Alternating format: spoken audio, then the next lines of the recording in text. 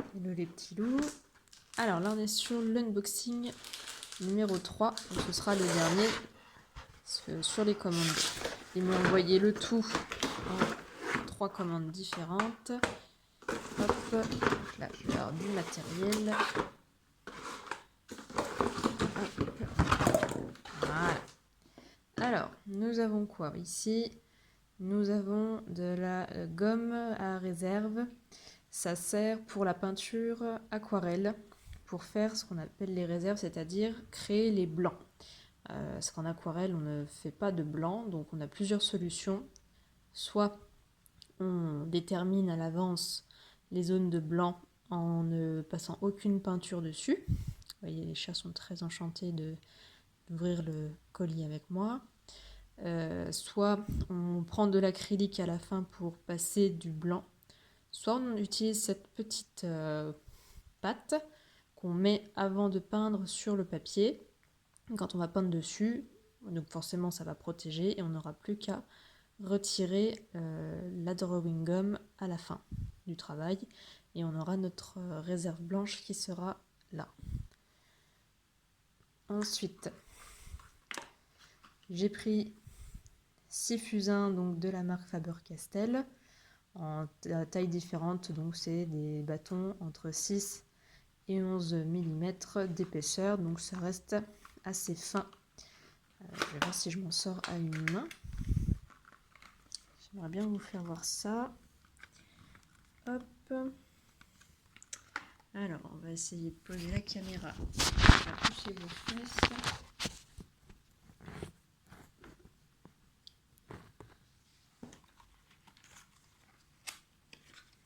Hop là.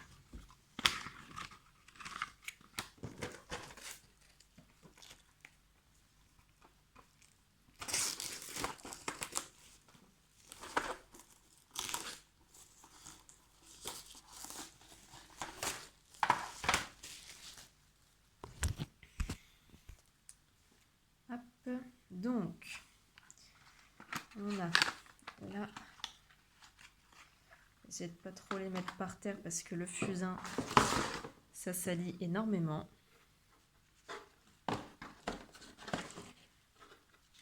Le fusain, c'est une technique classique utilisée dans le dessin.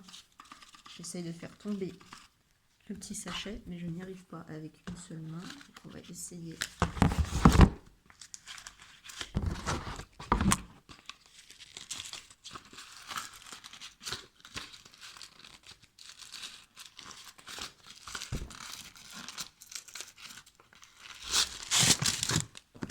Bon, voilà, ça a été un peu galère, mais je ne retravaillerai pas la vidéo parce qu'en ce moment, j'ai pas le temps.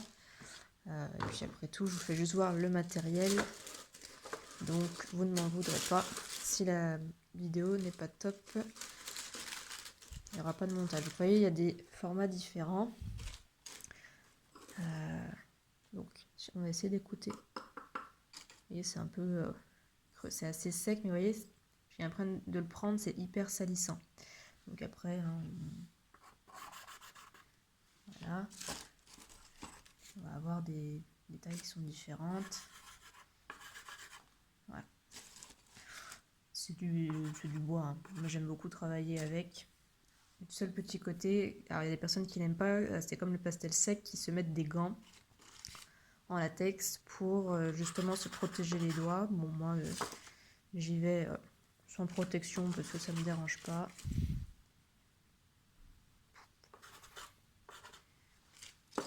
Ça permet de couvrir de larges zones parce qu'on peut aussi s'en servir comme ça.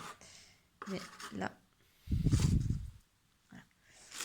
Donc, voilà. Moi je prends souvent chez Faber-Castell, c'est une marque que je connais qui est sûre, c'est de la bonne qualité. Alors je dis pas que c'est la meilleure marque forcément, hein, mais il y en a d'autres qui sont très bien. Il y a Derwent, mais voilà, Faber-Castell, moi c'est une marque avec laquelle je travaille, donc j'ai jamais eu de mauvaises surprises avec eux.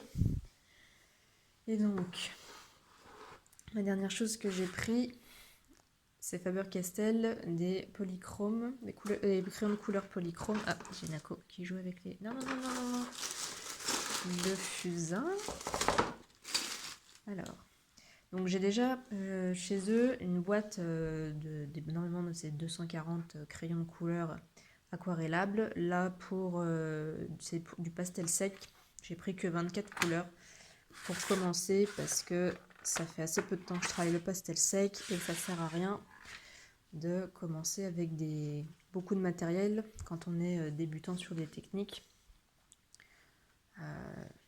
Donc parce que les aquarellables, je les utilise depuis que j'ai commencé à dessiner, donc il y a 20 ans. Donc c'est pour ça que j'avais pris une boîte qui est assez énorme. On va essayer de prendre une couleur assez vive pour que vous voyez la caméra. Et foncé.